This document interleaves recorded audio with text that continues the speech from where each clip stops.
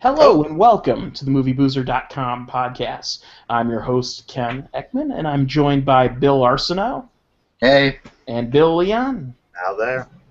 And we have a host of topics to cover today, the most prominent of which being two films which I managed to watch over the weekend that most of you probably will not see, and for good reason.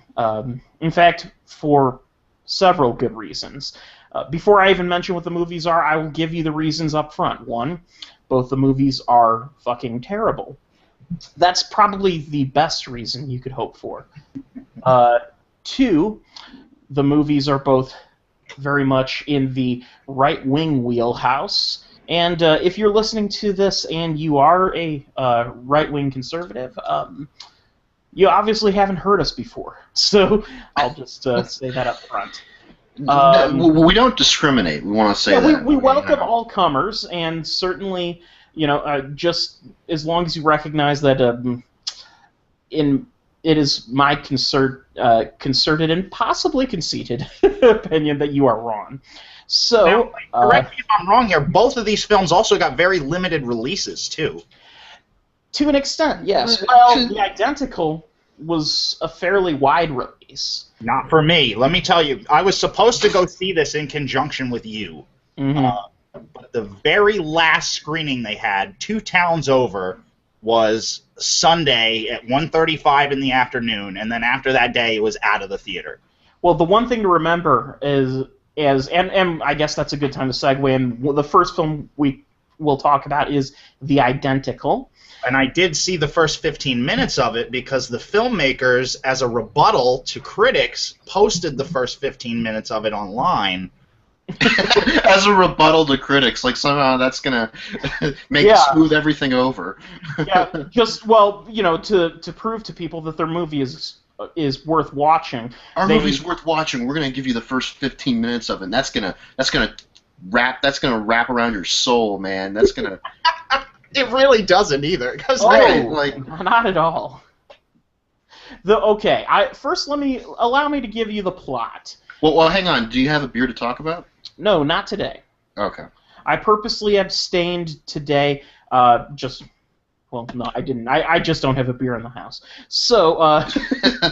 Okay, I thought you were gonna say because of the topics you were gonna stay stone sober. Because we're talking about these topics, and in The Identical, the main character of the film is, he does not drink, and so I was respectful of that.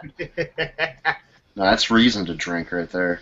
So anyway, does he really not drink in the movie? He's really like a rocker in that time period that doesn't. There's two. There's two of them. Yeah. Allow me. I will give you the plot. Okay. The film begins. It opens in wonderful digital black and white, which you can always spot because it looks like shit. I'm sorry, and even though I loved the movie Nebraska, films shot on digital, which are converted to black and white, just don't look good to me. Right. It's easy to tell when something was shot in color and then switched over to black and white, and it's hard. It's difficult to like that. I mean, if it's shot on color film and translated to black and white, you can make it work, assuming that the lighting that you were shooting for, you were assuming black and white. But if you are just shooting on digital and just doing a quick conversion to black and white, which is an easy palette swap you can do. In fact, I'm reasonably sure that one of these apps on Google would allow us to do that to ourselves. Well, when you do it on your television, when you take the color bar all the way down, does that look better than conversions? It looks about the same and just as shitty.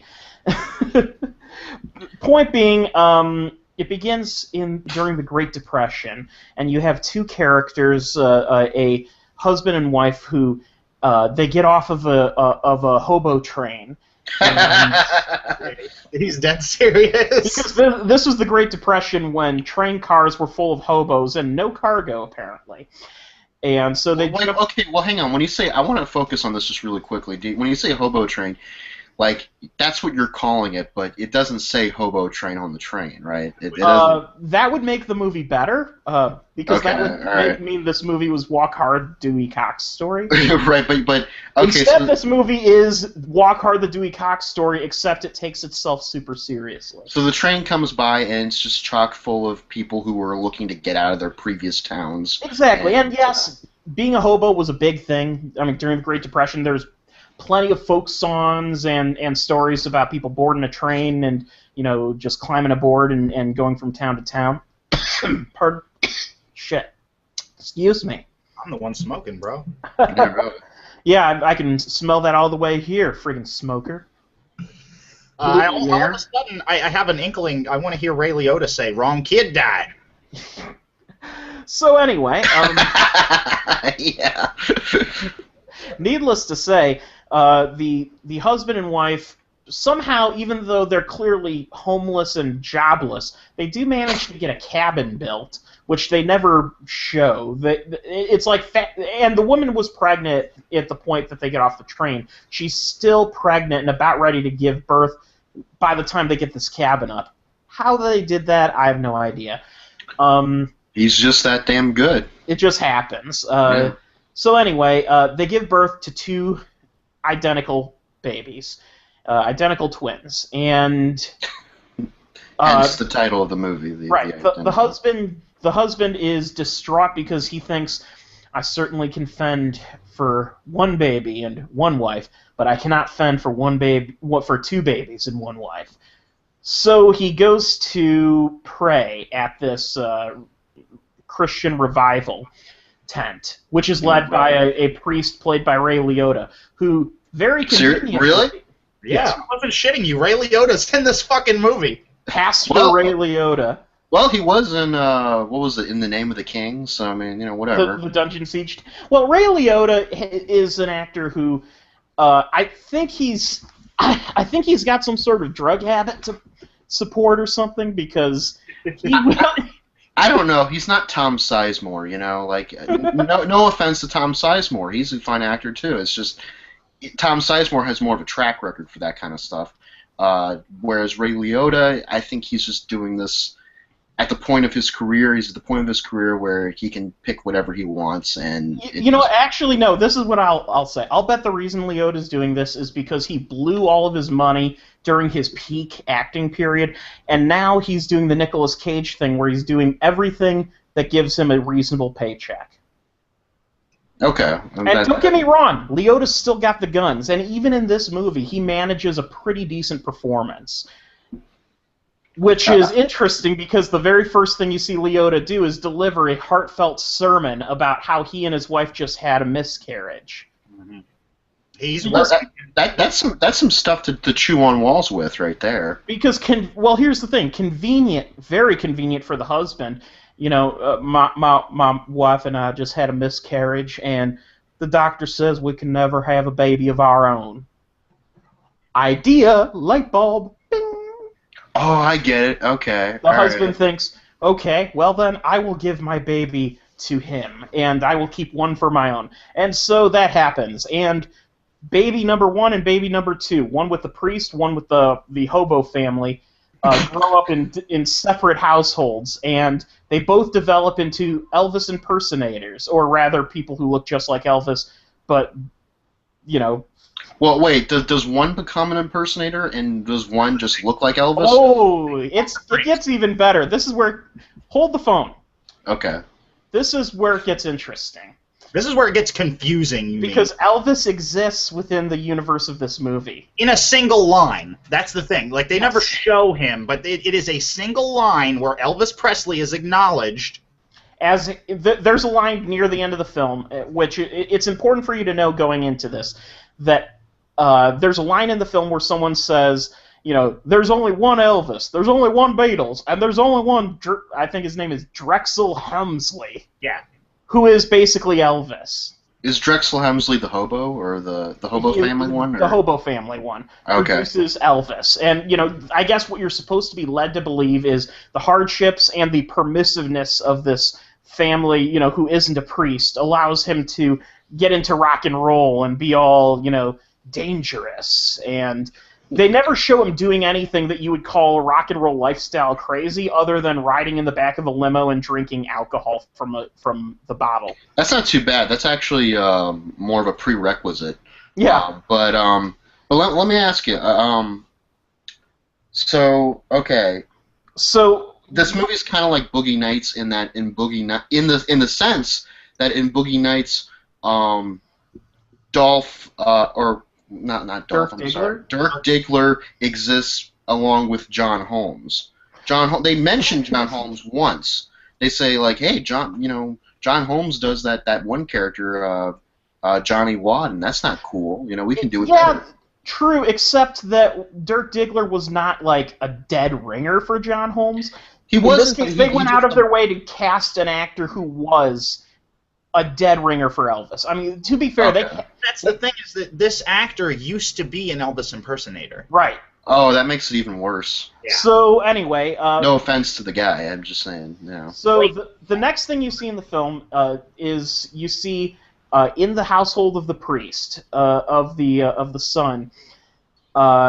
Growing up, you see that music is something that comes natural to him, and this is unveiled in the single most awkward church sing you will ever see, where he is being forced to memorize Bible passages, and he's standing there, and he's caught. He can't remember his line, the Bible passage that he's supposed to read, and suddenly he starts tapping his foot and belts out the most awkward attempt to sing out the Bible phrase. That was really confusing. Yeah, tell me your reaction to that, having that being the climax of the 15-minute sequence that you saw. Was it a Bible phrase that has any rhythm to it? Not at all. Yeah, I don't remember what he's singing, but there's no setup to it. He just this boy stands up in the pew and starts singing, and they cut to Ray Liotta looking pissed. Which he's good at. You know what it is? Explain anything. Yeah, and the way he's singing, he's not singing anything that has a melody or rhythm. He's not giving like a rhythm to it. He's just kind of vocalizing. So here, I'll give you the equivalent of what that is. I will go. Okay, I'm pulling up Ezekiel 25:17. Okay. All right. Oh, and God, you're going to attempt to sing it, aren't you? I'm going to, on my own, just make up some vocalizing. And this is as good as what this movie sequence has. Is this the real Ezekiel 25:17, or is this is the Quentin Tarantino one, because this is a movie podcast, goddammit. Well, I'm just saying, the actual verse is only like 2 sentences. The path of the righteous man is beset on all sides by the inequities of the selfish and tyranny of evil men. Blessed is he who in the name of charity and goodwill shepherds the weak through the valley of darkness, for he is truly his brother's keeper and the finder of lost children. And I will strike down upon thee with great vengeance and furious anger those who would attempt to poison and destroy my brothers, and you will know my name is the Lord when I lay my vengeance upon thee. You didn't have to read the whole thing. You could have just... Well, here's got the the thing. point. I had to, because what I just provided for you, Bill A., is an awkward moment. Okay. In that sense, yeah. Did it feel uncomfortable having to listen to that whole thing? Towards the end, yes. Like, at first it was funny, but then it just got, like... That's how the scene plays out. Yeah. So, I agree with you. What I just did there, in any normal setting, I should feel embarrassed for myself. And just thinking about it some, what would have been better in that scene is if he did like a Johnny Cash. Remember in the Johnny Cash movie Walk the Line, where he's trying to play for that music producer, and he's like doing like standard religious songs, and then he does something that he wrote that gives you the soul of a religious song, but with a creative spin on it. Yeah, kind of a gospel-tinged number, something like that. That would have been much better if this identical character had done that. I was walking one day down the dark path, and something like that. And then Ray was like, "What the fuck? You're supposed to be saying a Bible passage." Yeah, literally, they just took a Bible passage and they had this kid basically come up with vocalizing without there being any point to it. And this is back before auto-tune, so you really couldn't add any rhythm to this stuff. I mean... Yeah, so it was horrific. And point being, Ray Liotta, as the pastor, does not approve of his son's rock and roll shenanigans. And, of course... with good reason. Because well, to be fair, he grows up to be exactly the same as his brother because they're identical twins. Blah, blah, right, blah. but I could see, based on your performance, why Ray Liotta would have a problem with it. I fully agree with you. He doesn't approve of that sequence, by the way.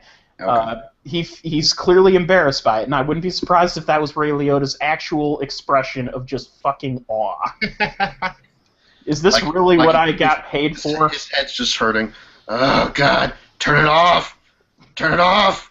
Meanwhile, Ashley Judd has a dumbfounded look on her face that she struggles to smile through to make it look like she approves, just like... And that's the thing. Why would you approve of that? Like, your kid starts singing in church. Like, sit the fuck down. Well, I mean, there's something to be said for singing in church. They do it all the time. I'm not a church goer, but, you know, I mean, I think the point being it was supposed to be this cute moment. Mm-hmm. Didn't work so far. Now, we're only 15 minutes into this fucker, and we've been talking for over 15 minutes. So I think I need to move on a little bit just to progress things. Fast forward to the future. Well, hang on. We just covered the 15-minute Porsche opening of the movie that the filmmakers said, you know what, we're going to give out online, screw the critics. This is the captivating stuff right here that they'll really, you know, clinch the audience for us. And what I just described is the climax of that. So and what you just described was the climax of it. And if that's the climax of it, that they really, I don't know. I want you to go ahead, Bill, and later on to this evening maybe go and watch that 15 minutes, or at least just fast forward to the church scene. That's just that's a sweet spot right there. And I want you to tell me that I'm wrong, because if I'm wrong, oh boy. So the story moves from that point. Next, you really don't see the poor kid who becomes basically the Elvis character, even though he's not Elvis, but you get my drift. All you see is him on TV doing stuff, and then you see albums coming out, and it's like, wow, Drexel Hemsley, he's such a cool character. Wait, he's just suddenly on TV, or you mean later in life? He's on TV, and it's the 1950s. Okay.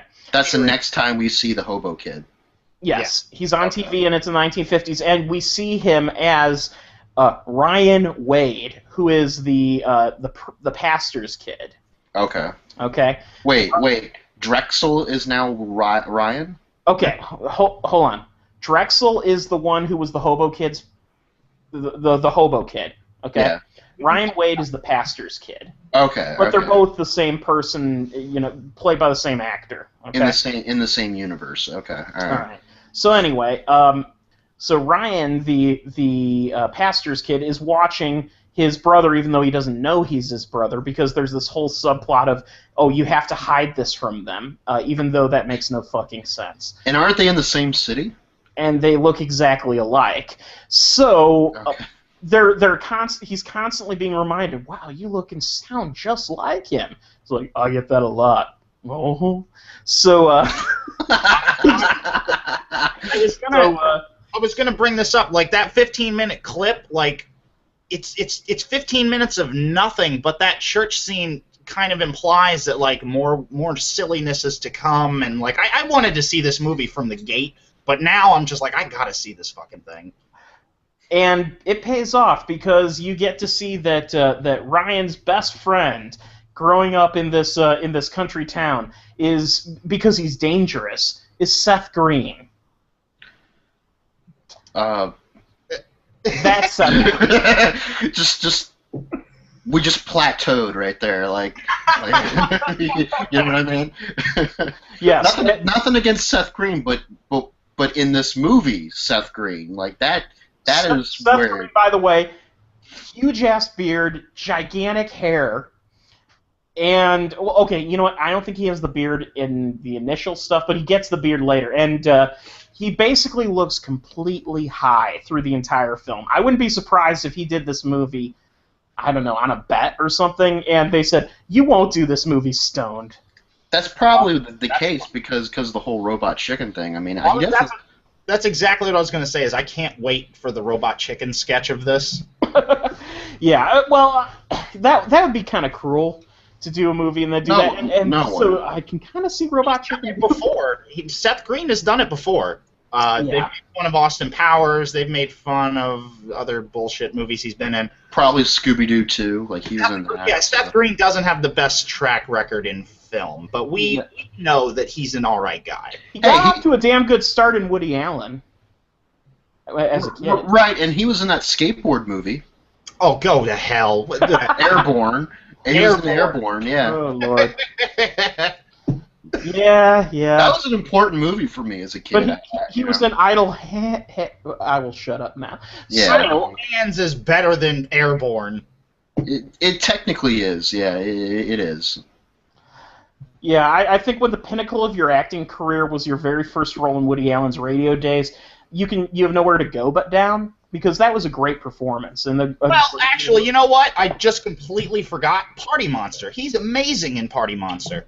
He really is. He's pretty great in that. I would say brilliant. I don't want to knock Seth Green because he is very much a funny performer, and I think he writes some funny stuff in his work with Robot Chicken. In this movie, he is sorely miscast, and that's what's wonderful about it. He basically is a hippie in the 1950s who plays drums. And let me ask you: should he have been cast? His role been cast by Jamie Kennedy? Because when I think Seth Green, I think Jamie Kennedy, and Jamie Kennedy's Seth Green, and so I'm like, okay, would Jamie Kennedy have been better in this role than Seth Green? Jamie Kennedy is like Seth Green, but who can't stop whining about the fact that people make fun of him online. Oh, okay. All right. Yeah. Yeah. So he would have been perfect for. And anyone who would star in Malibu's Most Wanted very much deserves to be made fun of online. There's no doubting that. He played a cop against the wrestler Edge in a movie called Bending the Rules. Yeah, a WWE Films movie. I thought it was a television show, and to this day, I think that would make a decent television show better than it made a movie. I'm not going to judge Jamie Kennedy as a person or a comedian. I'm just judging Malibu's Most Wanted. So bear that in mind. Okay. That movie was no. So, fast forwarding to the story a little bit, because I don't want to get too tracked up in this film, because there's an even bigger film I'd like to discuss after.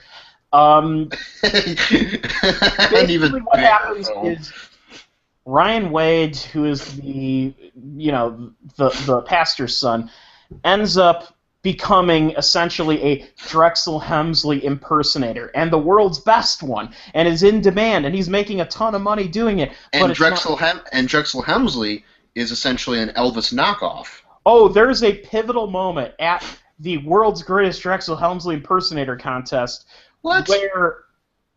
Which exists apparently, where Drexel Hemsley shows up to his own impersonating contest and approves of him. He's like, "That's your boy," and walks out. So this movie is supposed. I get the feeling that the screenplay was supposed to be an Elvis movie, but they couldn't get the rights to it. So I think you even said this once, and so they were like, you know what? Let's just make it like within that world of Elvis existing.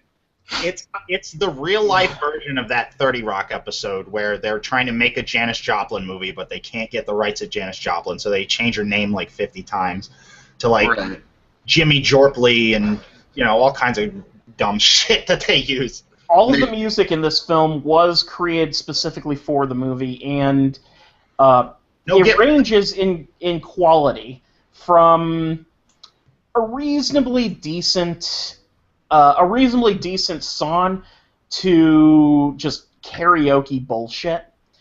And here's the problem, though. None of it sounds like it was recorded in its time period. The production levels they give it set it pretty firmly in like the 1980s. The movie ends still in the 70s, so that's a problem.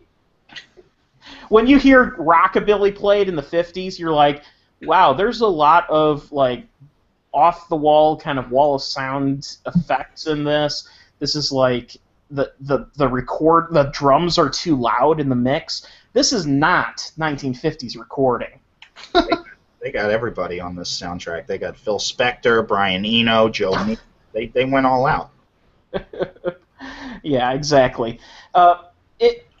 And the movie's pivotal, wonderful, dramatic element at the end is, the character Wade finally comes to terms with he learns who he is. He learns who his brother was because yes, his brother dies in a plane crash because. Yeah. Because Buddy Holly, right? Well, Elvis died sitting on a toilet, and that would have been brilliant. That would have been brilliant for this movie. Just a scene of Drexel dying on a toilet. Yeah, shitting himself to death. Well, that's not funny, but I mean, like that in the context of this movie, it's funny. In the context of Elvis's real life, it was a tragedy, of course. It was a tragedy, right? But no, they have him die in a plane crash, and there's even this ethereal moment where Wade feels it. He's just like, I just know something happened. I just know something happened. Yes, it's like the sound of 1,000 voices suddenly cried out in terror. Suddenly shit themselves. Suddenly cried out. That's all right, Mama.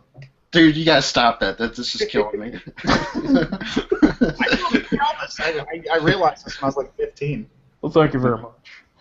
So, you should do Chris Isaac. So I'm not even gonna. I'm gonna just cease going through the description of the film and say the rest of it is up to your imagination to plot out.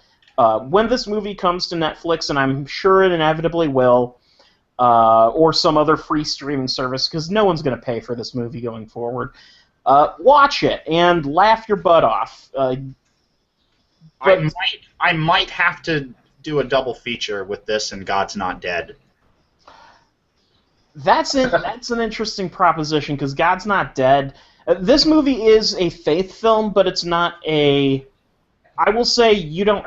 If you are, while it is definitely made by a right-wing group of filmmakers, that it doesn't feel that, and they don't really go into some moralizing other than basic like children rights kind of stuff. That they don't talk about abortion or anything like that. So this movie is a faith film that technically, if it was not a bad movie, it could have been enjoyed by even religious people who were not right-wing.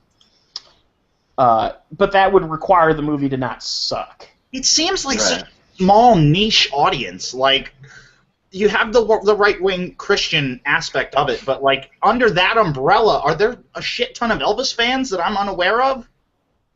That's a pretty big culture, I think. Elvis, even today. Elvis was a little bit more of a conservative artist in his time, outwardly from a political perspective.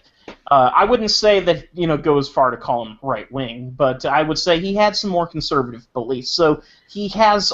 Some people do, the people, of course, who aren't going back on the medieval level of, he's shaking his hips. Mm-hmm. That's so horrible. That's so horrible, right? The people who were able to get over that, I think... They started to like him, again, okay, he shakes his hips, but he signed up for the draft. So and that's... Elvis did sing some spirituals, too, and gospel stuff. So. Right, so you could see why he'd be liked by that particular community and people of that political philosophy, but he shook hands with Nixon. Other than that, I don't remember him doing too much else, like in the way of, like he wasn't like Ted Nugent, where he just would make crazy comments every day, like the president ought to be shot for being a traitor, mm-hmm. or some crap like that, He was just hand me that peanut butter and banana sandwich, will you? Banana sandwich. Jello donut. Jello donut, yeah. He made some really great food combinations. I'll give him that. Is this better or worse than Great Balls of Fire? Mildly worse. Great Balls of Fire at least has the music in it's pretty good. Right. Yeah. So that's something. The music in this, I think there's one song in it that I was starting to just think, oh, this isn't terrible, but it's also not, memorable. Let me put it this way. I'll compare this against Elvis Presley's film career. This is not King Creole or Jailhouse Rock. It's more clam bake. That's what I would say. Wow. Okay. Well, at least it's not incredibly racist against Hawaiian people. Okay. Well, that's like Blue Hawaii. Yeah, Blue Hawaii. Ito eats. Yeah, Elvis's film career. I mean, Jailhouse Rock and King Creole I could roll with. That's about all. That's as far as I'll take it. I've never seen any of them in full. Yeah. Really? Yeah. In general, they're none of them approach even the Beatles' Help, which is like one of the weaker. I mean, that's well phrased. Yeah. But so moving on. Point being, no. So I saw another right-wing film this week, and this one is legitimately right-wing, and in fact, the exact opposite end. Whereas The Identical is a religious film, Atlas Shrugged Part 3, Who is John Galt, is very much in the opposite end of the conservative spectrum, which is the atheist but still conservative. This is the spectrum of pure business, pure economics, pure capitalist economics. This is the Ayn Rand, Paul Ryan esque philosophy type movie, whereas The Identical is just kind of preaching to the religious conservative people. Yeah, this is more political conservative people. Right, and this is political conservative people who are using Ayn Rand's political philosophy for their own personal propagandistic deeds. They are... Ayn Rand was very much... her political philosophy... I don't know if today she would have the same beliefs that she did back then. She was heavily influenced, being Russian, with basically as a response against communism. She believed that capitalism was, a superior setup than communism, and so she was heavily influenced by that. I think if she saw the kind of political machinations that exist today, she may have changed her staunch beliefs of pure capitalism. And it should be noted, even back in her day, when she was preaching these things and going on TV talking about it, I mean, wasn't she on welfare? That is true. At a certain point, like she actually took advantage of government programs that her philosophies were essentially against. My understanding is that she did take advantage of some social programs. I don't recall exactly whether it was welfare. It was, I don't recall exactly either, but she did take advantage of some, and which was her right, as a citizen. But it definitely was a little interesting, considering her, outspoken, opinions. But it doesn't, whatever. Well, anyway, so let me get into this. Atlas Shrugged Part 1, I saw a few years ago, just out of curiosity, because I knew it was a lower budget film done for about $20 million, I believe. And I said, okay, well, Atlas Shrugged is one of the most highly regarded, beloved books of that period of the 20th century. And so I thought, okay, well, even though I don't believe, I don't espouse her political leanings, who knows? It might be interesting. And it was a very shoddily made. It felt like it could have been a TV movie in its quality. The cast was mostly character actors who, to an extent, some of them have gone on to better things, and some of them were pretty well respected. The script was shit, and the directing was shit. So it's not a particularly funny movie to watch. It just sets up the plot, and the plot itself is, I think, let it be said that Atlas Shrugged was a book of its time, and it requires a great deal of modernizing in order for it to makes sense, because if you take it at face value like the filmmakers did here, it's kind of a shitty plot. So here's okay. Let me give you the plot. It takes place in a not too distant future. The subtitles say the day after tomorrow are the subtitles that the movie begins with. And basically the concept is, in this future world, there's a satellite and some robots that watch bad movies.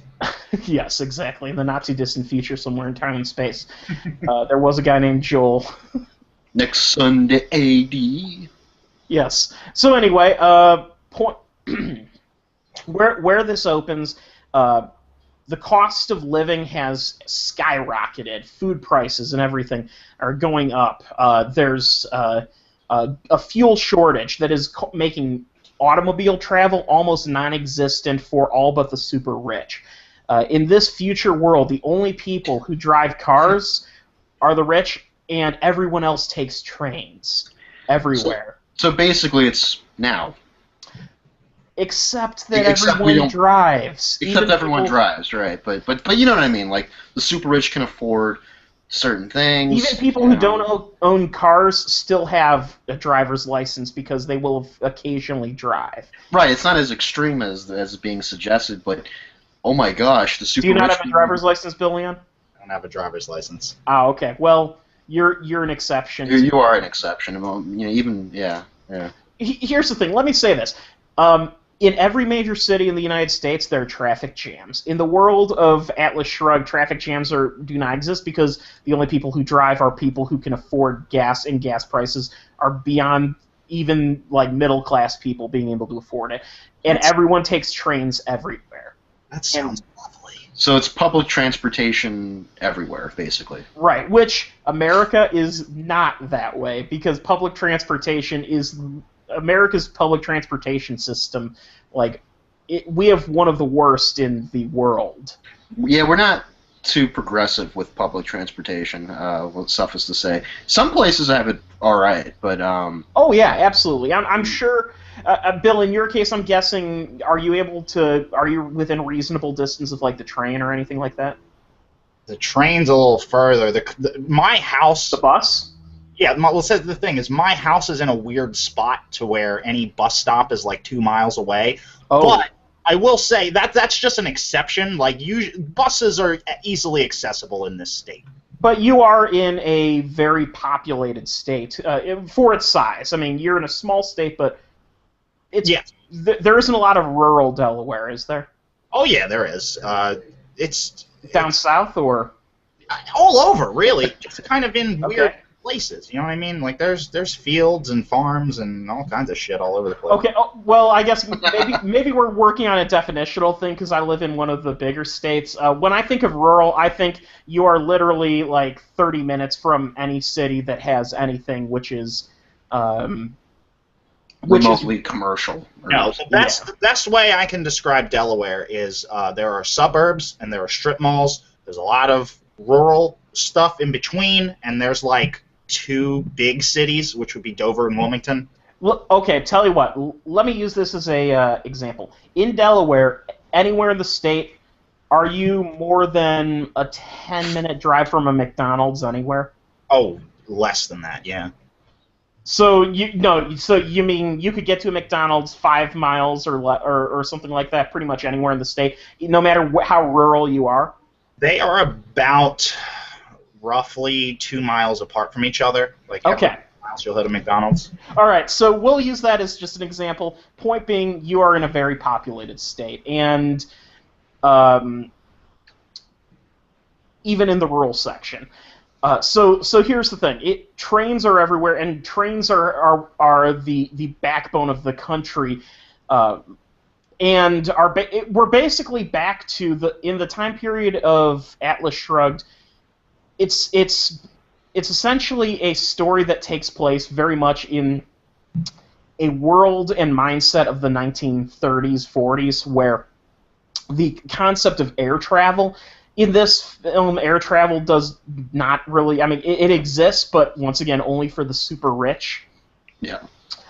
I don't think at the time Ayn Rand was writing commercial air travel was something that was even particularly popular other than for the wealthy. And they didn't make much of an effort to modernize that.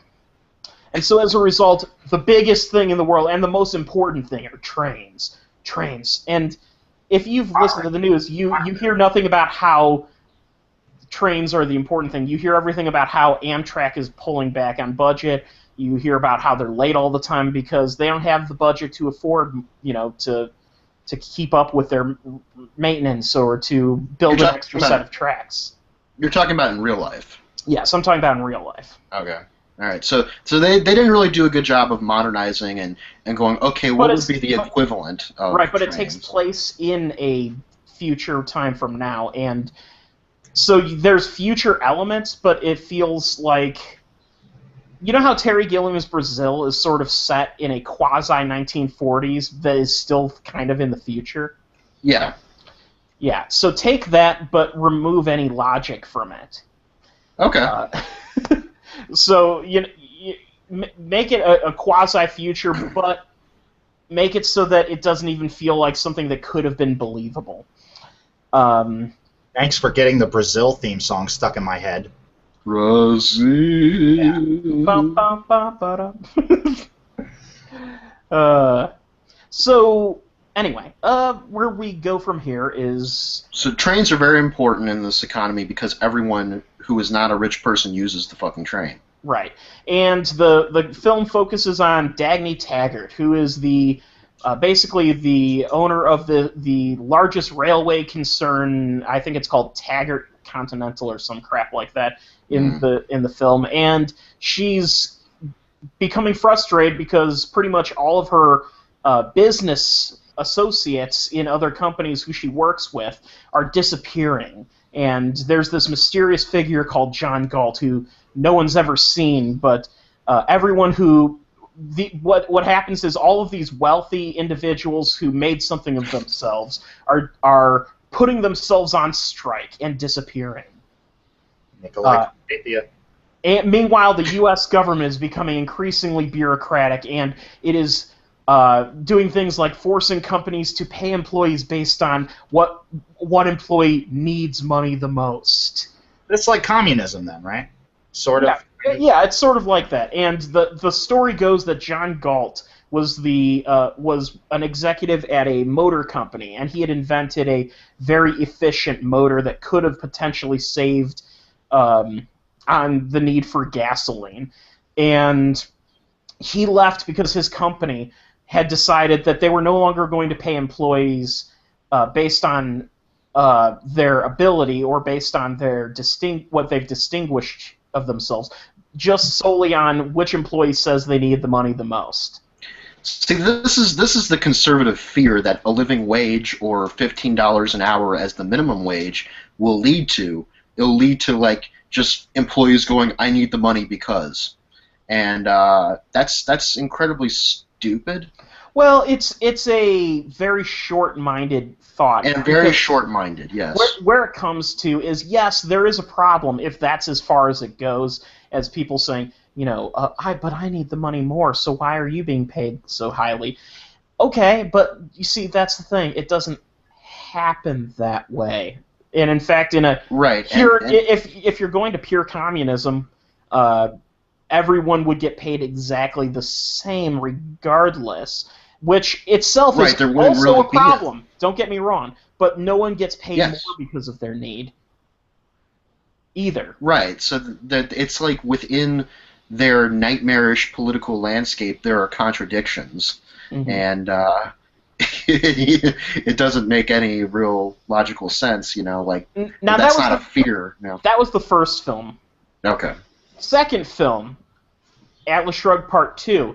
Dagny is becoming even more frustrated because at this point the government seems to be failing, crime is becoming rampant, and literally society is beginning to crumble because all of the smart, intelligent, wealthy people have disappeared.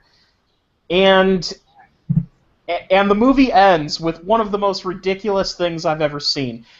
She's flying her plane. Dagny is flying this plane, because of course she's rich and can afford one, through the mountains, following this airplane, who she believes that John Galt is in this airplane. She's going to catch him and find out what he's up to. God damn it!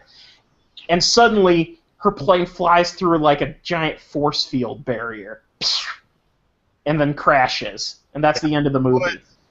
They have giant force field barriers in this future? Only in this one place. And only for the super rich, right? The movie Atlas Shrugged Part 3, which is the main event for this evening, opens with Dagny Taggart waking up in the middle of this plane crash, which of course she survived, even though she's somehow sprawled in the middle of, like, she's not even in the wreckage, she's like hundreds of feet from it, so she was clearly thrown from a plane wreckage.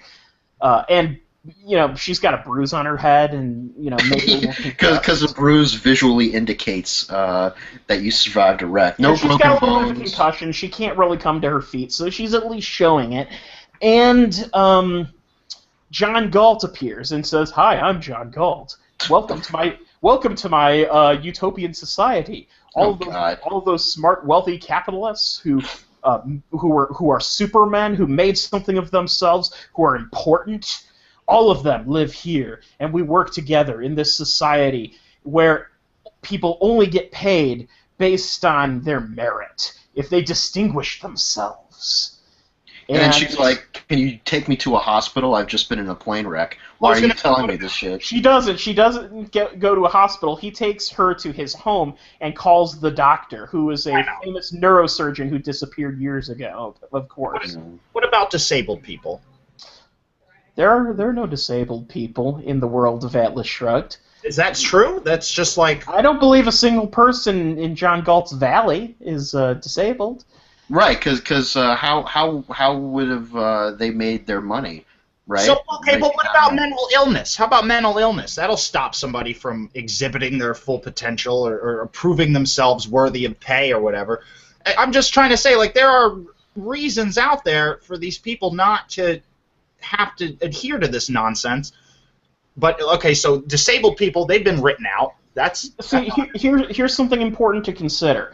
The hero that Ayn Rand supported was the concept of the ideal values of the independence and ability of someone to distinguish themselves.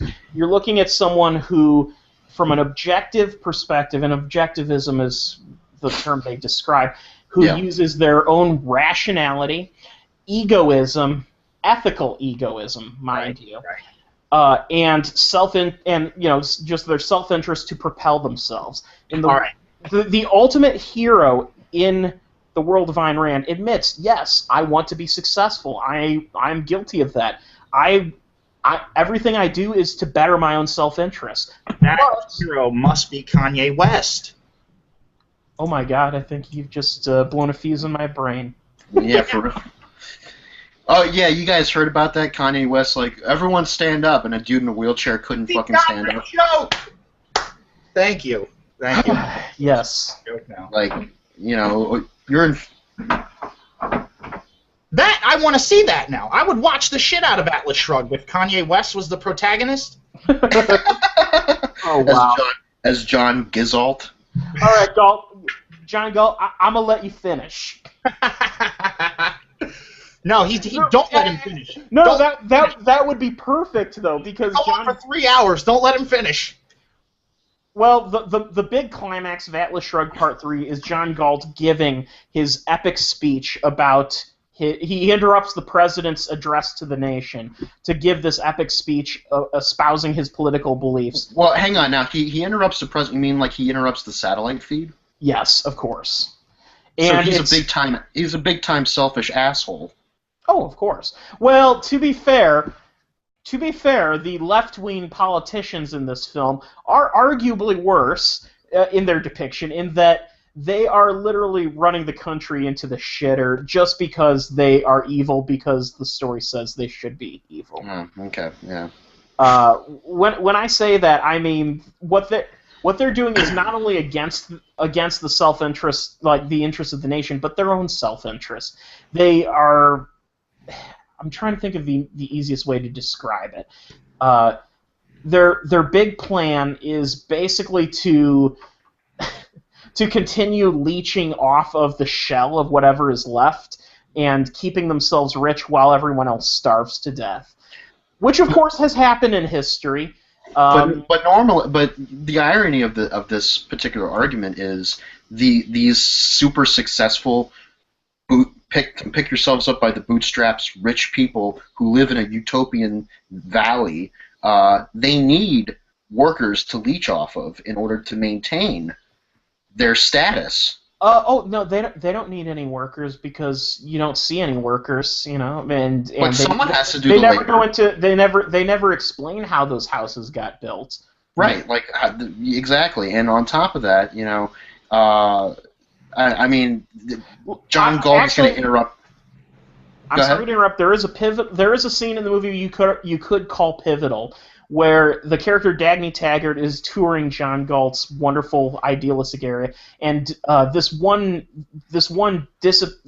mining venture capitalist who owned a bunch of mining concerns is starting a gold mine within the valley, and you see a bunch of workers there who are going around and running the mine, and the thought on my mind was, so wait a second.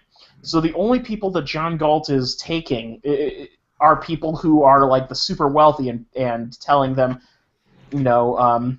okay, you are a concert pianist. You are the best in the world. You've gotten this way just because of the strength of your skill. You are a venture capitalist who's made your money in the stock market, and we need you.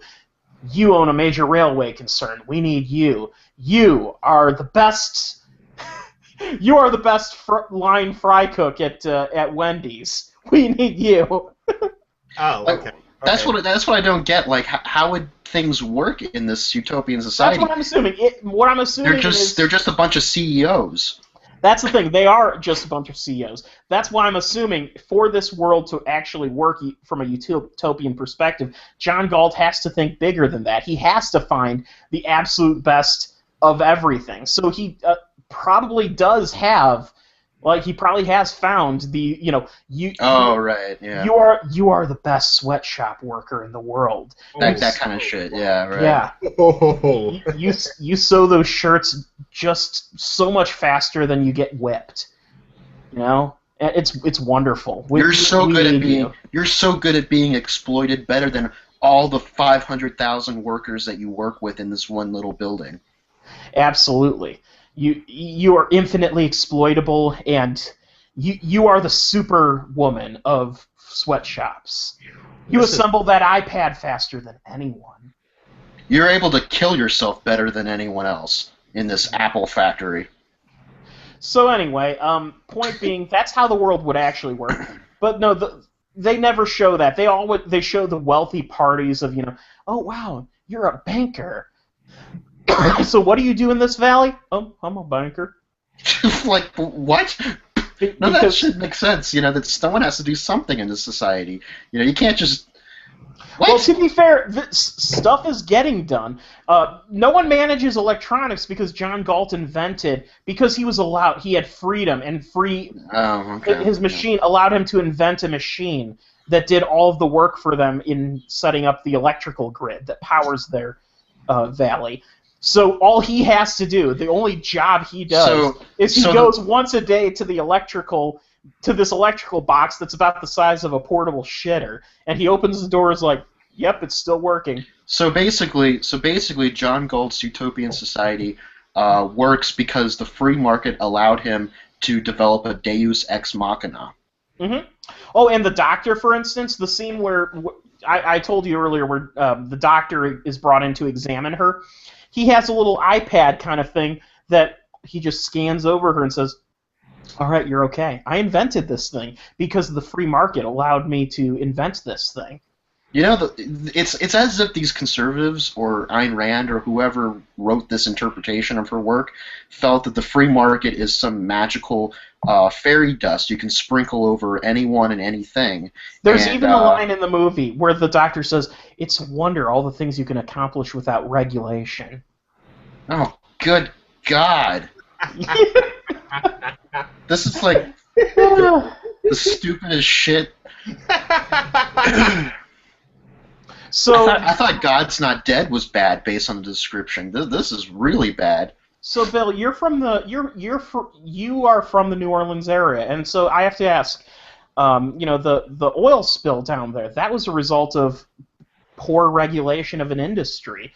Do you feel like you've been benefited? How are the fishermen doing it down there? Suddenly the words "fuck you" come to mind.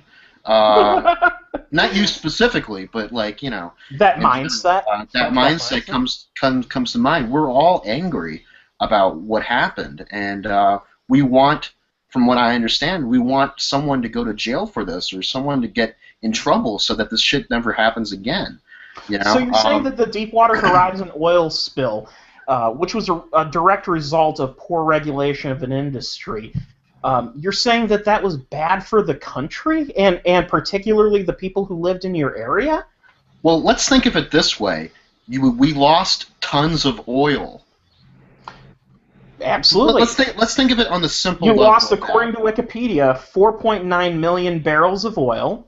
11 human beings died as a result. Well, let's forget about the human being factor for a second, because I'm just saying, like, from a conservative political standpoint, people like Bobby Jindal, who only believe in the oil industry and the coal industry, let's think of it in terms of oil. We lost a lot of oil, okay? I don't think getting rid of regulations is going to bring that oil back or ensure that we're going to be able to keep more oil in the future. If anything, more regulations would be able to protect that investment, that interest, and so yeah, we're down here. We're basically dumbfounded by everyone else. Okay. Rush Limbaugh saying it's a natural thing for oil to just leak out of the ocean. We're dumbfounded. That was something that was said. That was something Rush Limbaugh said. We're dumbfounded and by people saying, oh no, the seafood industry won't, the free market. I'm sorry. This is a very personal thing for us down here, so it's understandable. And believe me, I feel for you in every which way in this situation. We're still able to get seafood, mind you, and for all intents and purposes, it's been labeled safe. People seem to be getting sick in some places, so I don't know the safety of some of the stuff. But I don't eat seafood because I'm allergic to shellfish, but which is ironic, but. Yeah, I mean, this has affected us. This has affected generations in the future. Letting the free market, if the free market decided this, the free market sucks. I totally sympathize with you on that, and I think he brought it up to strike a chord specifically. Yeah, absolutely, and I empathize with that situation completely. It's just when you deregulate an industry, you provide essentially loopholes. The company, right, with an excuse to do their job less efficiently and less with the consumer in mind and more with profit in mind. Another perfect example. If you go back to a time period in the early 1900s. What did you just say, though? You just said consumer interest, profit interest over consumer interest. This is a movie podcast. That's the fucking film industry. Right. That's a good way. Yeah, agreed. They don't want you to think that, though. Let me take you back to the time of Upton Sinclair's The Jungle.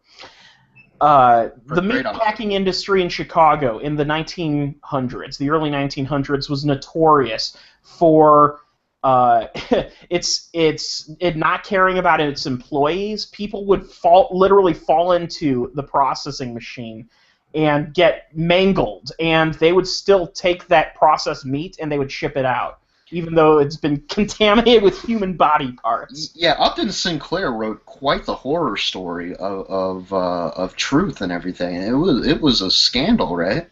It prompted President Theodore Roosevelt to spearhead the very first food and drug bill that started, basically, it got the ball rolling on the regulation of the industry. And yeah. So the point being, there are certain checks and balances that are supposed to be in place to ensure this shit doesn't happen. You could argue that that the meat packing industry at that time deregulated was a pure capitalistic company that was working in its own self-interest of making money. And so, you lost a couple of fingers into that ground beef. Whatever. Oh, okay. The CEO got to enjoy his own independence and freedom to operate however he wanted. He got to invent an iPad. The majority of that shit's still good. Yeah, whatever. It's protein or something. How often do you hear about someone finding like something gross in their food? And guess what happens? The government investigates it, and they find out what happened, and they determine, was this company doing something wrong? They usually will. In most cases, these complaints are invalid because they'll find out that someone planted shit in there. But they do find sometimes that the company is doing something they shouldn't be doing, and they begin a recall. The company is sanctioned and told you can't do that. Probably the biggest case of that was like Jack in the Box, right? Jack in the Box, had an E. coli scare, I believe. Okay, but still, there was a mismanagement of regulation somewhere in that process, I think. I think the famous McDonald's one was the chicken head and the Mighty Wings. Oh, yeah. Yeah, that was one that was pretty well known. Well, see, and I wanted to bring that up, but I didn't want to bring that up. That shit ain't gonna bring down McDonald's. You can't bring down McDonald's. That's not what I wanted to bring up. What I wanted to bring up is, like, their food is still terrible for your body, but it apparently meets all these standards that it's supposed to meet. Well, that's the thing. Regulations, while they are still in place, they can be watered down. And there is something to be said for over-regulation. Of course you can go over the top, just like you can go over the top in anything. But the point is, there needs to be a delicate balance of that. A company cannot be trusted on its own to be philanthropic. Philanthropy is something which, and social responsibility is something which needs to be essentially thrust upon not just the companies, but the consumers themselves. Sure. Because, perfect example, how many times have you gone to the bathroom in a public building and found it looks like someone before it just did something horrible and just said, fuck the next guy, and moved on? Quite often. That's a perfect example of an unregulated situation. You've got a person who has a situation where they know they're never going to be held accountable for this, and so they better their own self-interest, that meaning they go to the bathroom, and, that's their self-interest, is to go number 2. Right, well, if I'm going to take a piss somewhere, I may as well... You gotta go, if you gotta, right. Yeah, that's a self-interested need. That's right. And so, they're obviously not going to take a dump at their desk at work. And if they did... unless they're really angry. Yeah, if they're ready to quit their job, that's something. But that's the thing. Unless they're like an airport... an airplane steward. Remember, you ever heard that case of the stewardess taking a dump on the tray? Oh, yeah.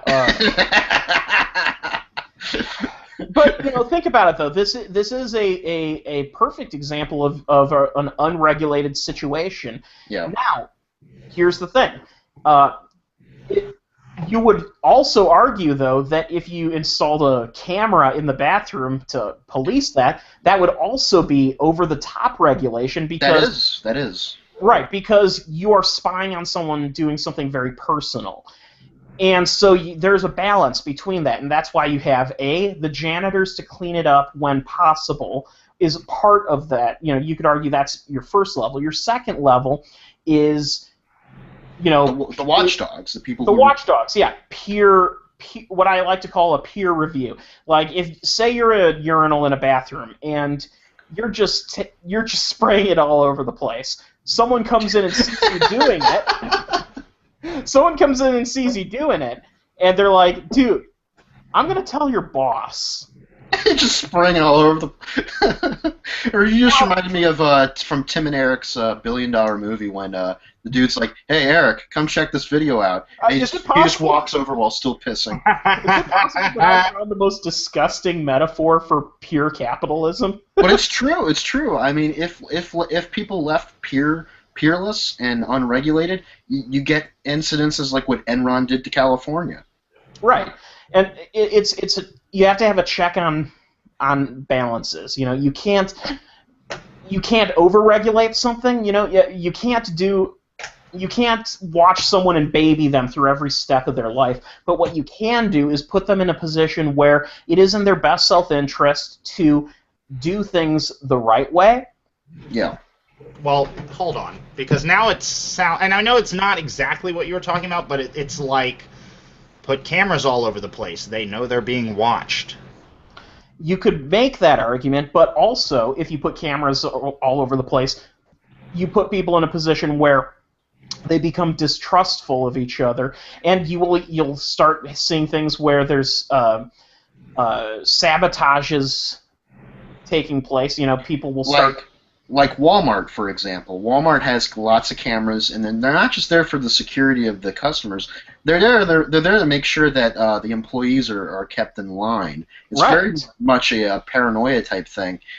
They even have, like, if there's even a whiff of someone wanting to start a union, you know, they bring in a team from halfway across the country to come over and shut the place down. Right, and so there's over the top, and then there is a balance that you can reach. And so the point being, without rambling too much, is Atlas Shrugged Part 3 gets it wrong in every step of the way from a political perspective in the way it communicates its message. With that said, that's not the worst part of the film. Well, before we get into the worst part, what's funny is I can imagine an Atlas Shrugged movie actually presenting that philosophy in a way that's digestible and entertaining and cinematic. Yeah. I could actually imagine it being something somewhat entertaining and depthful. With a more sharply honed script, this may have been able to work. The fact is, the script is not very sharp. And in fact, it feels like they took a lot of dialogue directly from the book, which is not necessarily a good thing because the book was written way back then and it's supposed to be translated to right. You got to reinterpret it for a totally different culture that's evolved since it was last written. Mm-hmm. But what is the worst part of this movie, Ken? This is the worst part. Oh, and because I haven't even approached the subject yet in this podcast, is that the first film had what I called an acceptable, if imperfect, cast with some decent character actors in it. The second time around, the entire cast did not return for the second film, and so they were replaced with another set of character actors. This film was made for considerably less money, something like $5 million, which the other films were made for about $20 million or so. As a result, the performers in this are just the Z Squad day players. I mean, it felt like community theater performances. There are a handful of actors who are in small roles who did return from the second film, but the vast majority of the principal cast, in fact, the entire principal cast has been replaced this time around. And what's worth noting from that is they don't even look like their previous characters, and so the film has to, first of all, it becomes clunky because they have to reintroduce you to all of these people and say, hey, you remember that character in that movie? Well, this is the character now. And they do that by either clunky dialogue or like they freeze frame and you'll see like the cliched like typewriter text, and it'll have the person's name and what they do. Totally went on to. Yeah, which is not the best choice they could have done in the world. And then from there, where it goes even more just ridiculous, is the fact that there isn't much plot happening in this movie because they've split it into 3 films, and first of all, a good portion of the last third of the film was one speech The film only uses about 5 minutes of that speech. Oh. Thankfully, actually, because watching a half hour plus of a person delivering a 70-page monologue, which that'd be more than a half hour, that'd be... But they could have done it in a creative way. I'm not trying to give conservative filmmakers tips on how to do an appropriate Atlas Shrugged, but based on the little I know of it, what you could do is a whole movie based on that climax, on that speech, but you don't have to focus just on the speech. You could cut away to someone watching it. You could cut away to people who are discussing it as it's happening, side stuff, side plots, and how people are affected by it, that kind of thing. Just to move things along, let there be action, and you don't have to cut it down to just 5 minutes and have it be like some sort of triumphant thing that's way too short for its good. So what the film does, though, to tell the story in the background of what's happening and showing, that the U.S. government is falling even further and, like, they're losing, people are rioting in the streets and companies are going under and people are losing their jobs and stuff. This is all delivered via stock footage and droning narration. So again, profits. It's not like the human loss; it's the financial loss, right? To drive down the budget of this film, they basically at least a solid third of this movie is stock footage of like factories and businesses and people working and stuff, set about with narration telling you what you're supposed to be hearing and what you're supposed to be thinking of. It's really awkward and doesn't work very well. The special effects are fairly weak. That would be acceptable if the movie didn't suck. And, of course, ultimately, the greatest and most wonderful irony is how dependent this film is on telling and communicating to you the absolute importance of the free market deciding things. Because the free market decided with the first Atlas Shrugged film that they rejected it. The first film, Atlas Shrugged, made... Well, I just want to say, I had never even heard of these movies until we started doing this podcast. I was not aware of them until So the free market didn't even do a good job in promoting this shit. Yeah. Okay, well, let me tell you what the free market said. The first movie was made on a $20 million budget, and the free market said that it was worth $4 million. So it didn't even make a quarter of its money back. The $10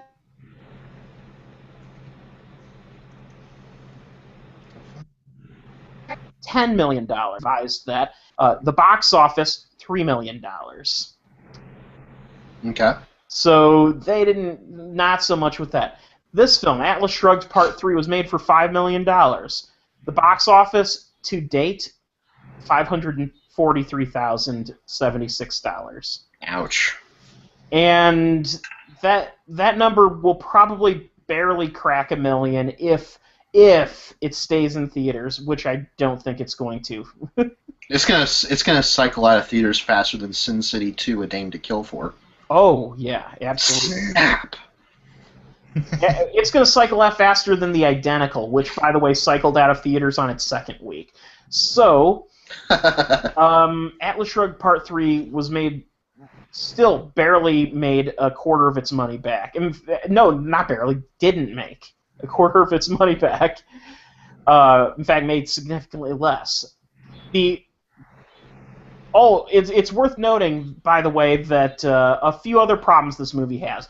There's a recurring character in the first two films named Hank Reardon, who in this film appears only in stock footage and only very briefly. He's basically dropped from the story. He just kind of no longer is important, which was a terrible thing. The thing that's most fascinating. Throughout the first two films, they keep talking, they're random references to this character who is a pirate named Ragnar Danaskol. That's a bad name, but okay. Oh yeah, it's a clearly fake name, of course. Ragnar being, that's an ancient Sure, yeah. Right. Sort of a Asgardian type thing, yeah. Well, anyway, the character doesn't appear in the first two films, and when he appears in this, after you've been led to believe that Ragnar is this crazy, just pirate who's plundered the seven seas of cargo, but only cargo being taken from companies for use for public projects. Yes. Anyway, you're led to believe that he's this pirate, and when he shows up, Ragnar is like a douchey middle-aged dude who looks like he's probably an investment banker. Oh, so he's a brony? Is that the term? Is that the appropriate use of brony? I've heard brony before. Explain to me what you're getting at with that. With brony? Yeah. That's a good question. I read somewhere there's a festival going on in New Orleans, and a bunch of bronies are coming to it. BronyCon? Yeah, BronyCon or something, and I thought to myself, does that mean douchebag middle-aged white guy? Do you know what a brony is? First of all, no, I don't know. Let's. Oh yeah! Wow, this conversation is going to take quite a turn, huh? Pace. Yeah. So this pirate guy is not a brony. No. In fact, well, okay. I have to tell you about brony. Hold on, Bill. I will just say this, and I'm not going to give it away because I will let you, Bill Leon, say what this is. But what I will say is, unless he has a very particular fandom, affiliation that no one mentions in the movie. So, what is a brony, Bill? About 4 years ago, in 2010, they rebooted My Little Pony. God. Craig McCracken's wife. Craig McCracken did Powerpuff Girls and Foster's Home, and his wife worked on Foster's Home for Imaginary Friends with him. His wife went off and rebooted My Little Pony, and for whatever fucking reason, it blew up. A brony is a man about our age that is really into the new My Little Pony series. Which is called My Little Pony, Friendship is Magic. Now, before we go shitting all over My Little Pony... Which I'm not going to, because the show itself is fine. I don't have a problem with the show. I have actually seen an episode when I was at a friend's house, a friend who has kids, and it's actually, as far as, children's cartoon shows, very well constructed, fairly sharply written. I would say did you watch an episode with John Delancey, the guy that played Q on Next Gen? I don't remember much about it other than I was sitting there watching and I was like, wow, this is kind of got a Adventure Time kind of meta humor thing going on. Yeah, that's a good way to put it. John Delancey, Q from Star Trek, voices a villain on the cartoon, and he's the best character. He's interesting. A lot of fun, yeah. But so this makes sense that there would be a convention of bronies. I kept thinking brony was a version of hipster, but more douchey. No. In fact, the brony thing is one of the strangest things in that it's basically a group of geeky 20-somethings mostly, 20, 30-somethings, who have basically come to the conclusion that they're not going to apologize for the fact that they can't get enough of it. Okay. That's fine. If you're more curious, there's actually a documentary about this on Netflix right now. I'm really not more curious about it. I was just using the word because I thought it was funny. As a film enthusiast, Bill, it may behoove you to watch the documentary, or at least some of it, just to, first of all, educate yourself. There's some really sad parts in it. There's this high school kid, and I realize you shouldn't be into fucking children's cartoons when you're in high school, but this kid is obviously weird. He's got social awkwardness. Let him like what he likes, Yeah, well, that's the thing. Ultimately, it's a harmless infatuation with something that conventional. There's the porno fandom, and that every fandom has its Rule 34 side, and right. Brony is no different. But what I really want to clarify is that not all fans of the show are bronies. It is specifically men in their 20s, maybe or late teens, but little girls that like it, those are just little girls that like it. So whatever convention you're referring to was just a fan convention. Okay. Right. And the idea being it's a word to describe people you wouldn't conventionally assume from like a standpoint of our male-dominated culture. You know, of this is not someone who you would think would watch a show called My Little Pony, but yet they do, and that's all right. I mean, it's not my thing, but it's all right. I think it's funny how I took this from John Galt to bronies. Yeah, I find it fascinating, especially that you hadn't heard the phrase, and second, that you assumed automatically just from hearing the term brony that it had something to do with a political sphere or a cultural elements that. I thought it had something to do with yuppies or something, you know, like some asshole who, you know, he's like, oh yeah, I'm on my cell phone, I got my baby strapped to my back, I'm wearing sandals. I actually wish that we had yes-anded you like total improv masters and let you believe that just so that you would go. You know, I just imagine you driving to it just to laugh at the awful human beings and then be like, wait a second, what is this My Little Pony thing? And then you walk into a theater and you're like, what if I did reporting for Movie Boozer at the Brony convention? Please do. I would love. Oh yeah, I would read every article.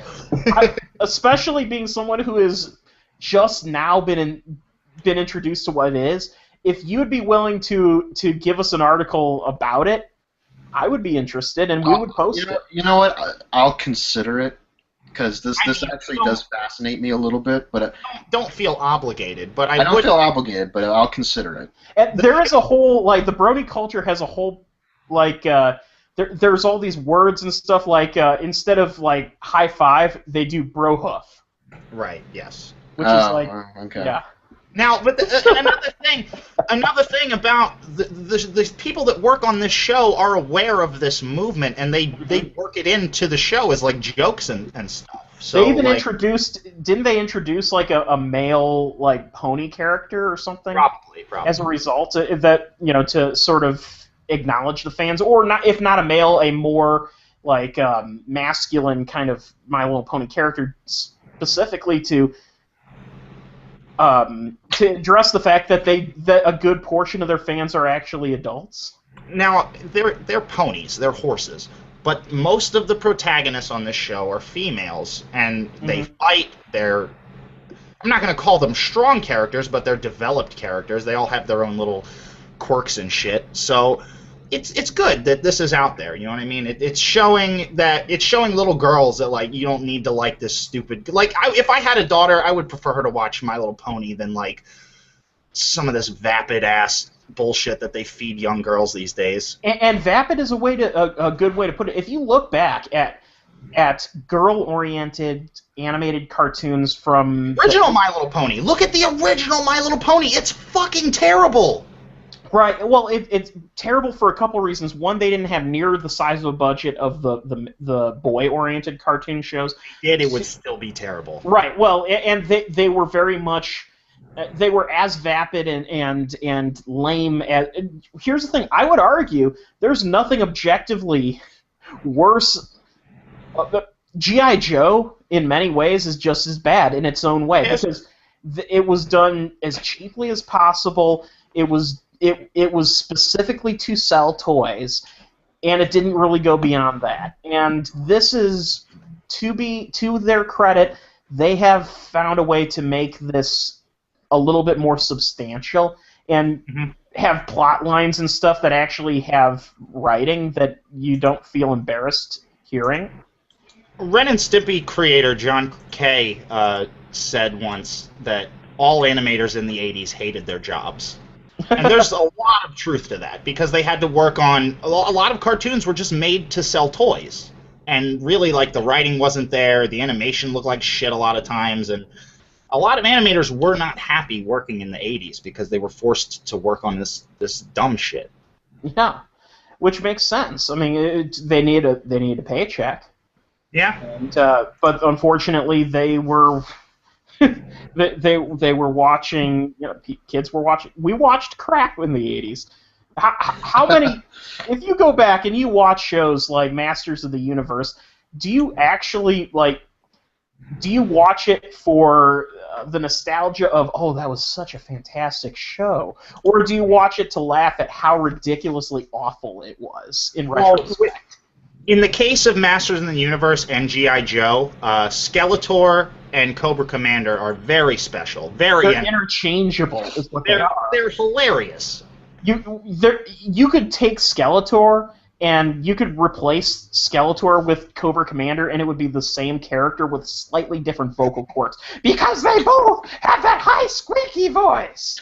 You've got to censor television, you fools. Yeah, the only difference is that Skeletor, is a skull, and Cobra Commander has to do this. Oh, right, yeah. You take it from She-Ra all the time. Well, what about the way He-Man handles you?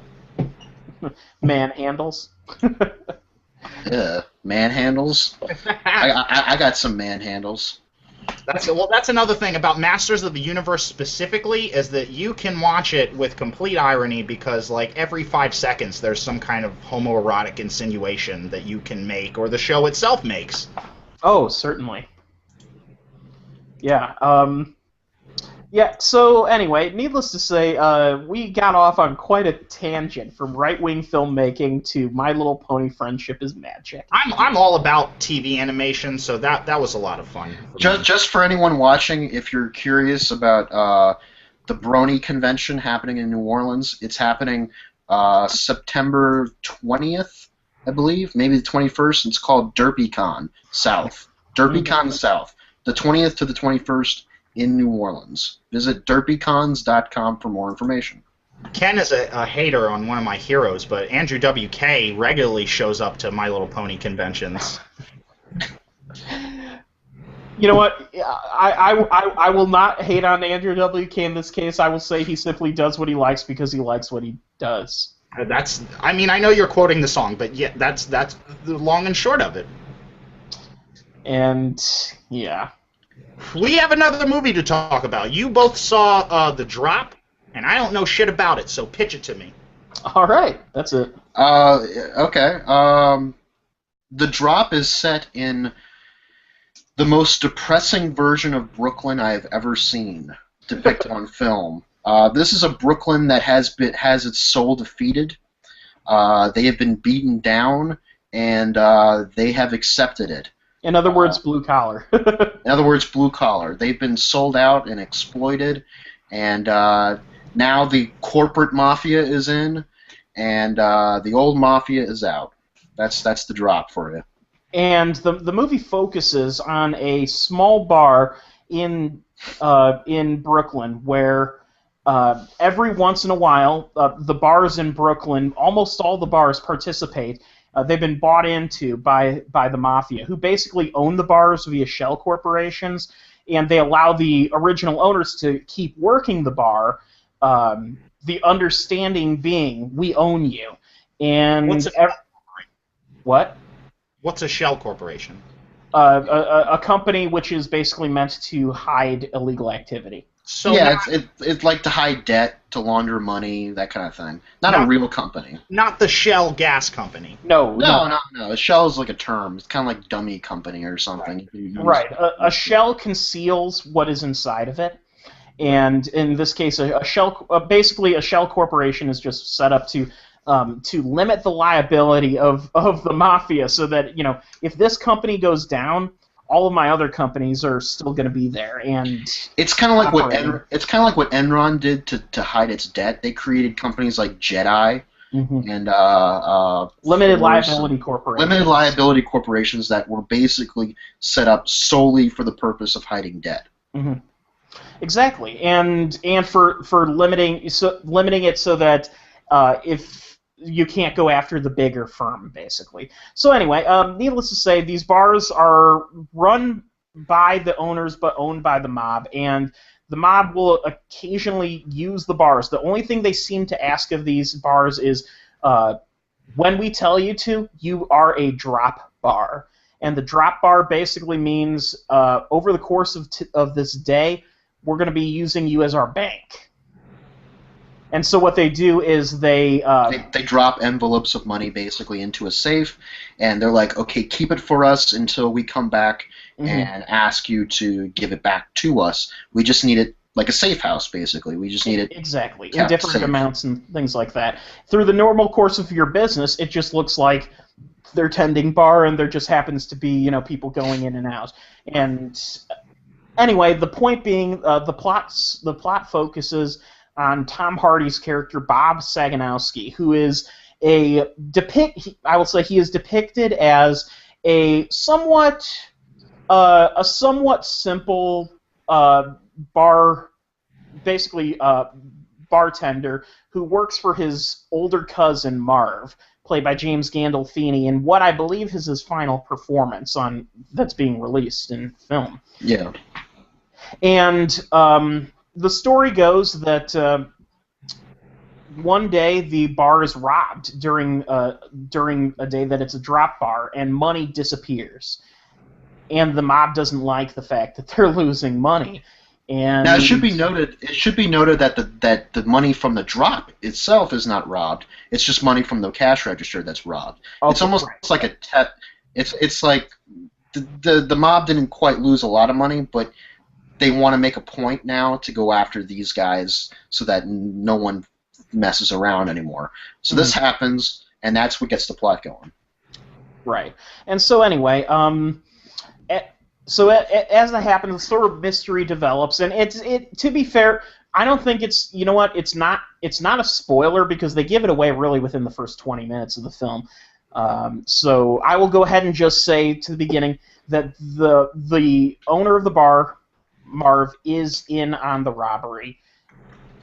They do reveal that early, so it's not a spoiler. The point being, the character Bob, played by Tom Hardy, is not in on it, but he knows of his cousin's past, and the story sort of follows Bob through his day as he's coping with the sort of parasitic nature of the mafia within the city of Brooklyn.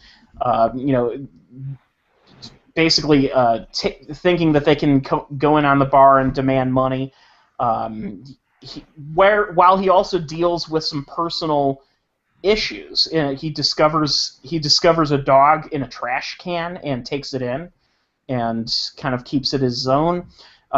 He meets a girl and starts developing a relationship with the girl. And it sort of follows this along. And how would you describe the way the story flows? It's kind of an unconventional. It's almost like it almost unfolds in a very Seinfeld kind of way. It's very much like a movie about nothing, but about everything at the same time. Like it has a plot. It's just here's the thing. By the end, it's not about nothing. It feels feels like you're just watching him do things, but then it comes around and it really hits you hard by the end. And by the end, it's like, oh, all that built up to this, it makes sense now, Yeah. And it's a really awesome climax and everything. And Tom Hardy plays it brilliantly. Here's the thing: he plays a character who you make assumptions about him throughout the film, and those assumptions are tested very heavily, and you basically see his character's arc as the film goes along, and the more you discover about him, the more the mystery, you keep wondering, so what is it that really makes him tick? Is all of this his behavior, because he seems like a simple-minded kind of just everyday Joe. He doesn't seem quiet, unassuming, harmless, regular kind of guy, harmless even. There's a scene where they have to deal a lot. He backs away from violence a lot. There's a scene, actually, and this isn't really a spoiler, but there's a scene where the mob, the Chechen mob that owns the bar, essentially, they find one of the original robbers, and they cut off the guy's hand, and they deliver it to the bar in a garbage bag in a fence. Mm-hmm. And Tom Hardy discovers it, and he's like, I guess they want us to take care of it. So he starts wrapping it in plastic wrap, and James Gandolfini is like, what is it? You're wrapping a sandwich? He's like he basically assumes he implies that the guy has way too much experience in wrapping body parts. He seems to be taking it a little bit better than you would assume someone would if they discovered a severed hand in a plastic bag. Yeah, he's just like, do, whatever. You want a toe? I can get you a toe by 3 o'clock. It's a lot like that. It's just, he's very calm and, you know, like, I just got to get this job done kind of thing. And it makes you wonder, like, did something happen to this guy in the past, or has he dealt with shit like this before? It reminds me of my favorite line in Lock, Stock, and Two Smoking Barrels, after the character Soap delivers his line about knives. And, you know, guns for show, knives for a pro. And they look at him and, I don't know what's more troubling, this job or your past. You're right. It's a lot like that. It's a lot like that. And so the movie is a very simple story, kind of like how we assume the character of Tom Hardy's character is. But it develops into something that's emotionally depthful. You know, something that really you can chew on by the end, right? And really gets you thinking. You know, I was really surprised by this, and I didn't know going into this movie that it was written by the guy who wrote Shutter Island. Right, Dennis Lehane is, in my opinion, one of the best crime writers out there. His novels, I've read a couple of them. Mystic River, for instance, which was adapted by Clint Eastwood into, in my opinion, the greatest crime thriller of the 2000s. Huh. It is, if you have not seen Mystic River, it is one of the most powerful, dark, disturbing, and just deeply affecting dramas that you will ever see. Tim Robbins, Kevin Bacon, Sean Penn deliver fantastic performances, which actually Sean Penn and Kevin Bacon, no, not Kevin Bacon, Sean Penn and Tim Robbins both got Oscars for their role. I'm just going to pull up my screen share here for a second and show you the poster for Mystic River. This is why I've never watched this movie, because, like, look, can you see it? Yeah. It's 3 people in a river. That's not an attractive DVD walking around in Blockbuster. I'm not going to rent this. What is this? 3 guys go to a river and fish or something? Like, dude, come on, man. I understand. I know that it's. I'm just saying, get a better poster. This isn't good. Well, whatever. I think it's one should not judge a book by its cover. I agree with you, but I'm saying, like, movie posters. Like, how many fucking movies have you, like, rented because of the cover? You know what I mean? Like that. I'm not saying that they need to have a flashy cover. I'm just saying that's why I've never seen that movie. Is because. Well, let me ask you, and we'll get back to the drop in a second. But let me ask you, imagine Mystic River, but with a VHS 1980s style cover where it's cartoonish. Sean Penn's like crying. Ah! You got a guy with a gun in the background. Yeah, Kevin Bacon's got.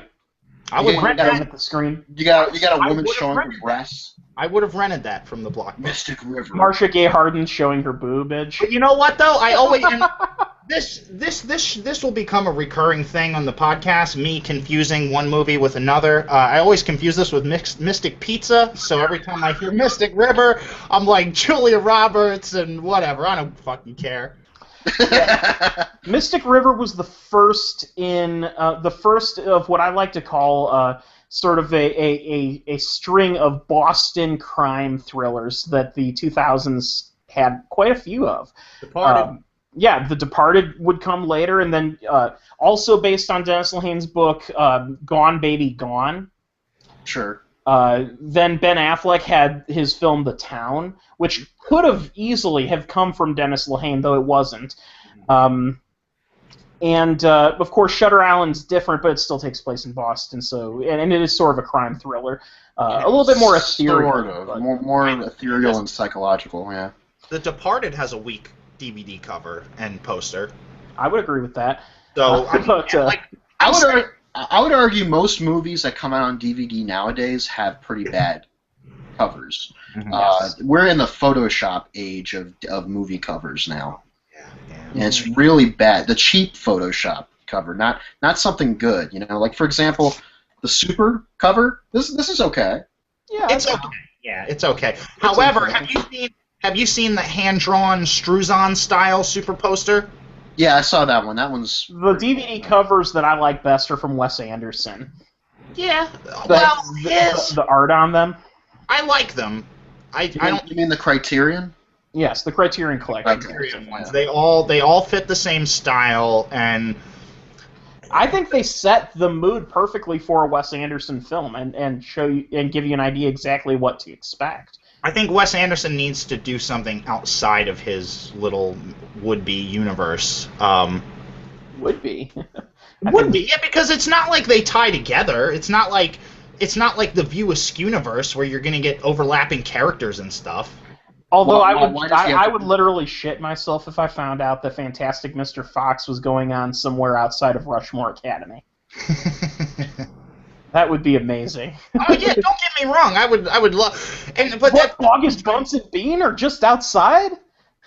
I don't think he would do it. It seems like that's something he would feel like is cheesy to me. Remember when Wes Anderson was on the short list to direct The Amazing Spider-Man? Oh my god! Yeah, that fake trailer with the guy doing Owen Wilson is. That was brilliant. That was wonderful. What I love about that video is that there's obviously a lot of inspiration taken from Bottle Rocket, and I'm not sure like a lot of people picked up on that. Oh yeah, well most people probably haven't even heard of it. So I like Bottle Rocket.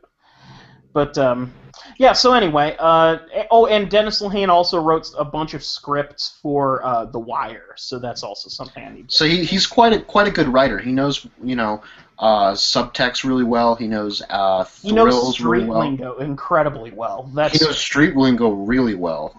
There's a lot of that in the drop, and it's quite good. It feels very natural. It feels very. You feel very comfortable in that world. It doesn't feel like fake or anything. The only times I was taken out of this movie was Noomi Rapace. She's a good actress, but I could notice her accent every once in a while. The accent, didn't bother me just because Boston, by its nature, not Boston. Sorry, this is the first Dennis Lehane story I can think of that's not set in Boston. No, I mean her real accent. Her real accent came out every once in a while. It didn't bug me just because Brooklyn is, part of New York, and New York is a hugely multicultural area. And so I just assumed that maybe she was from, a mixed family and maybe grew up with a different... That's possible, but it came off kind of like... You ever watch Mel Gibson in the Lethal Weapon movies, and every once in a while his Australian accent will come out? Which is funny because he actually cultivated that accent. He was born in New York and raised in Australia. He actually had to shed his American accent because he was made fun of by Australian school children. Right. It's a very amusing story with that, but every once in a while it'll come out, and it's not something that completely takes me out of the movies. It's just something that's noticeable. I go, oh, that's Noomi Rapace's real accent. But she does a great job in the movie. It's a really good performance. And by no means is it like in Die Hard, where that brief moment where Alan Rickman tries to do an American accent. Oh, right, yeah. Oh, well, hi there. My name is Clay. You guys see anything similar here? Yeah, we do, yeah. I was just wondering. It's something I noticed. One is a better poster than the other. Yeah, that's true. The fact of the matter is, posters are kind of a dying art. So unfortunately, yeah.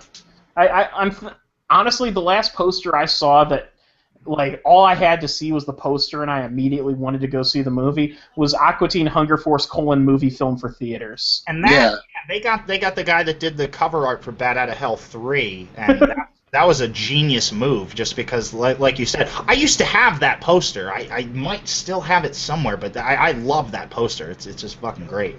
Well, go ahead, Ken. I was gonna say it's going back to the fact that nowadays it's a DVD is a digestible medium. People can just take and leave. They don't. Back in the 70s, back in the 80s and early 90s. You had to have cool box art in order to attract people to pick up the rental. Unless it was Jerry Maguire, because there are like a million of those VHS tapes. Right. Well, you get my point, though. Yeah. The thing is, no one goes to Best Buy and just like buys a DVD just because, oh, that movie looks cool. I mean, or if they do, it's very few people do. Right, and consumer knowledge is greater now. I mean, like we have the internet, so we can just we know about movies through just reading articles and stuff. We go to the Best Buy and we go, oh, for example, Orson Welles' The Stranger. Now, with that said, I have a feeling that box art is going to start kind of coming back. I hope so. In a thumbnail way, because Netflix. How many times have you seen just some random movie you've never heard of on Netflix that has a really intriguing, like, cover? And you're like, that's a good point. That's a good point. I think. I think over time people are going to realize that you can't just release some shitty like straight to video movie and with a terrible box art and expect people to rent it. Hobo with a Shotgun. I guarantee you a lot of people on Netflix watch that based on the poster alone. That is a good one. Mm-hmm. I will agree with that, actually, yeah. The image, Rutger Hauer, the sketch of him blasting the shotgun and just the crazy old school just hobo with a shotgun. It's a very old school poster. It's very inspired by those old Struzan posters where it's just like a big collage of shit that happens in the movie and like the characters. In fact, you know what, Bill? I'm going to give you an example here of, because there is also a bad box art hobo with a shotgun. Oh, really? Yeah. So this is the poster we all know and love. Yeah. Okay. Right? Yeah. All right. I'm going to go back. Here is that Photoshop one there. For some reason, Wikipedia is being this. Oh, that's the Kill Bill one that just. Oh hell! What It is very Kill Bill. Yeah. When you hit view image for some reason, yeah. But yeah, see here, it's just like it's a collage, but it's not quite. Does the actress in this look happy at all? Right. No, it's like they pulled press photos and marketing stuff and just toss it on there. Yeah. Which is that's what all the Star Wars Photoshop covers look like. The latest ones, yeah. All of them. They use the same one. They had Drew Struzan draw these amazing posters for each of the prequel trilogies, and they still went with the Photoshop posters. Mm-hmm. Yeah, the posters, those posters that you're talking about, made me interested in the prequels more so than the story of the prequels. I was like, oh, maybe there's hope. Maybe the prequels won't suck, and that was based off the posters. Hopefully they'll get Struzan out of retirement to do this new Star Wars movie poster. And also, they've been talking about remaking Fire and Ice for a really long time. If they don't get Frank Frazetta to come out and do a new poster... He's dead, by the way. Oh, well then I fucked up. Well, have the Meatloaf guy, have the Bat Out of Hell 3 guy do it. But yes, if Frank Frazetta was alive, he would, in my opinion, do the art for just about every action movie. Like, he would have done an amazing 300. Yeah, that's... Actually, if... In fact, well, the thing, you just saying that makes me think of an image that is way too large in scope to fit on a poster. Right, I just had this image in my head is what would happen if instead of Frank Miller's The 300, it was Frank Frazetta's The 300. And I just realized that would be too awesome to contemplate. I would say go the whole 9 yards and kick Zack Snyder off the project, bring Ralph Bakshi in, and get some rotoscope going. For those of you who do not know Frank Frazetta's artwork, the easiest way to look up his artwork is actually by looking up the band Molly Hatchet. I was going to say, go to Google and type in Molly Hatchet. Because every Molly Hatchet album cover from back in like their peak period. Which is funny because they are basically like a southern rock band. They're like Lynyrd Skynyrd, and yet a Lynyrd Skynyrd like band has an album cover that looks like hold on, let me bring up the screen share. That looks like this. Does this look like Lynyrd Skynyrd music? No. No, that looks like something you'd see like from a heavy metal band. Or something. I was gonna say that would be a great Judas Priest cover. Molly Hatchet, that's Flirtin' with Disaster, right? No, that's their first album, Molly Hatchet. Flirtin' with Disaster is, let's see, this one. I actually own Flirtin' with Disaster. From what I've heard, that's their best album. That's the only one of theirs I've ever really listened to in depth. I went through a big southern rock period back in the day, and still enjoy it. absolutely still enjoy it. But I will say that Molly Hatchet's probably one of the lesser overall. My favorite Southern rock band is actually it used to be Allman Brothers. That's more of a jam band, aren't they? They're kind of a mix, I would say, a little both. But no, my favorite is the Drive-By Truckers. They're a current band out there, and the reason why I like the Drive-By Truckers is because not only do they do Southern rock, but they also acknowledge the culture of the South in a very real way. Their double album, Southern Rock Opera, has an entire 2 songs. There's a 2-song cycle devoted to the history of why George Wallace is who he is in Southern culture, and it's a ballsy thing to do because you're talking about a racist dude. But they go into it. There's a song called Ronnie and Neil that is about the Lynyrd Skynyrd, Neil Young rivalry that supposedly existed, and them kind of saying, explaining the truth behind it. Here I come, derailing everything with my ignorance. There's a black comedian named George Wallace, right? Yeah. Yes. Yeah, that's who I thought you were talking about at first. That's the only reason I brought it up. No. The second you said George Wallace, I'm thinking of fucking... Yeah, the stand-up, and I love that guy. He's let me ask you, have you seen Forrest Gump? Yes, I know who you're talking about. You know Gary Sinise and Forrest Gump would later do a TNT movie based on George Wallace, and so that's a good movie to educate you and give you a brief glimpse at it. And it's actually one of the best TV movies, I think, from the 90s, so that's a good recommendation. So yeah, the Drop, the pretty good movie. John Frankenheimer directed it. Yes, The Drop, a very good movie. John Frankenheimer did not direct The Drop. That would have been pretty cool. That would have been. He would have done a good job. Because The Drop, what it had going for it was the script and the acting, not so much the direction. I mean, I guess the direction was okay enough. The direction was competent. It had a good mood, like kind of a dark mood to it, which was good. It had a good structure to it, but there wasn't really like a flair, a cinematic flair. I've heard a lot of praise about the performances, and that is part of the director's job. That is part of the direction, but what I mean is there wasn't like the photography didn't really stand out too well. It was okay, but it was. I think it shows the strength of Tom Hardy as an actor that he can go from a completely over-the-top supervillain to a very underplayed, subtle character in this film. Yeah. I kept thinking Bane when I was watching this, but then by the end I kept thinking Bob. There is no moment where there's no moment in The Drop where he says, "And James Gandolfini, you will have my permission to die."